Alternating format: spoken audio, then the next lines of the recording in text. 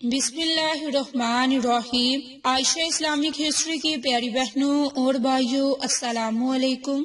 آج کے اس ویڈیو میں آپ کے ساتھ شعبان کی پہلی بدھ کے دن ایک قرآنی آیت کا خاص وظیفہ، ایک خاص عمل ذکر کروں گی۔ میری اسلامی بہنوں، یہ وظیفہ بڑا ہی زیادہ بابرکت ہے اور اس وظیفے کو کرنے سے آپ کو بہت سے فائدے، برکات حاصل ہوں گے۔ میری اسلامی بہنوں، اللہ کے سامنے رونے سے کیا ملتا ہے؟ میری اسلامی بہنوں اور بھائیوں، اگر ایک بندہ خوف خدا سے چند آنسو اپنے حال کے حقیقی کے سامنے اپنے آنسو بہا کر اپنی بات منوا لیتا ہے، وہ آدمی جس نے تنہائی میں اللہ کا ذکر کیا، اللہ کو یاد کرنے بیٹھ گیا جہاں اسے کوئی دیکھنے والا نہیں تھا، وہ تنہا تھا، اپنے رب کو یاد کیا، اللہ کو یاد کرتے کرتے اس کی آنکھوں میں آنسو ٹپکنے لگے، اس کی آنکھوں میں آنسو کا ہراج دینے لگی، تو ان آنسوؤں کے متعلق ہمارے پیارے نبی نے فرمایا کہ یہ آنسو اتنے قیمتی ہیں کہ ان آنسوؤں کے بدلے میں قیامت کے دن اسے عرش الہی کا سایہ نصیب ہوگا۔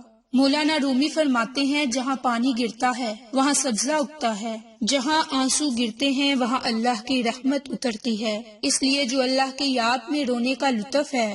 اللہ کی یاد میں آنسو بہانے کا اجر و ثواب رکھا گیا ہے، یہ گناہوں کو دھو ڈالتا ہے، یہ اندر کی صفائی اور ستھرائی کا ذریعہ اور سبب ہے۔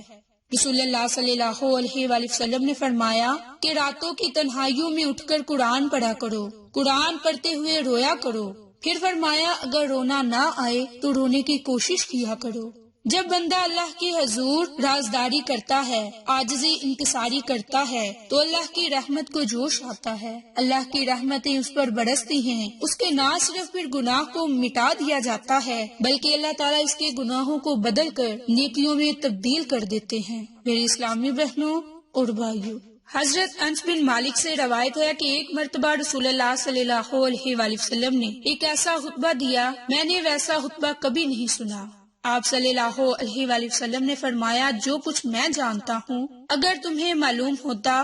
تو تم ہنستے کم اور روتے زیادہ۔ اسی طرح بخاری شریف میں روایت ہے کہ حضرت ابو ہریرہ سے رسول اللہ صلی اللہ علیہ وآلہ وسلم نے ارشاد فرمایا کہ 7 طرح کے آدمی ہوں گے جن کو اللہ اس دن اپنے سایہ میں جگہ دے گا جس دن اس کے سائے کے سوا کوئی اور سایہ نہیں ہوگا۔ پہلا وہ جو انصاف کرنے والا بادشاہ ہو، دوسرا وہ نوجوان جو اپنے رب کی عبادت میں جوانی کی امنگ سے مصروف رہا ہو، تیسرا وہ کہ جس کا دل ہر وقت مسجد میں لگا رہتا ہو، چوتھا ایسا شخص جو اللہ کے ہاں باہم محبت رکھے، ملنے اور جدا ہونے کی بنیاد اللہ کے لیے محبت ہو، پانچواں وہ شخص جسے کسی پر عزت اور حسین عورت نے بڑے ارادے سے بلایا لیکن اس نے کہہ دیا کہ میں اللہ سے ڈرتا ہوں، چھٹا وہ شخص کہ جس نے صدقہ کیا مگر اتنے پوشیدہ طور پر کہ بائیں ہاتھ کو خبر نہ ہوئی کہ داہنے ہاتھ نے کتنا خرچ کیا،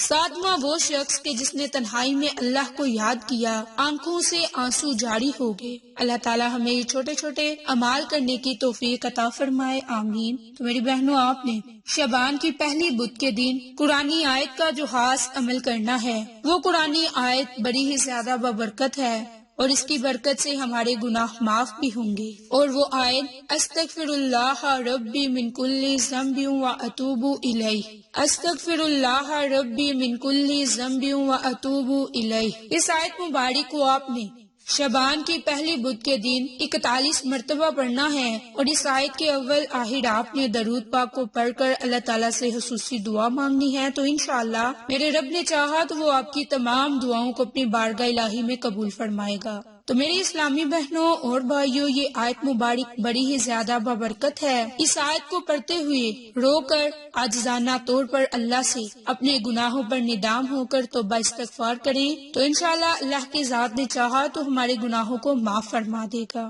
تو میری اسلامی بہنوں، شعبان کی پہلی بدھ کے دن یہ ایک خاص وظیفہ، خاص عمل خود بھی کریں، اپنے پیاروں کے ساتھ ذکر بھی کریں تاکہ وہ لوگ بھی اس عمل سے مستفید ہو سکیں، آپ کو اور مجھے صدقہ جاریہ کا ثواب ملتا رہے۔ جزاک اللہ۔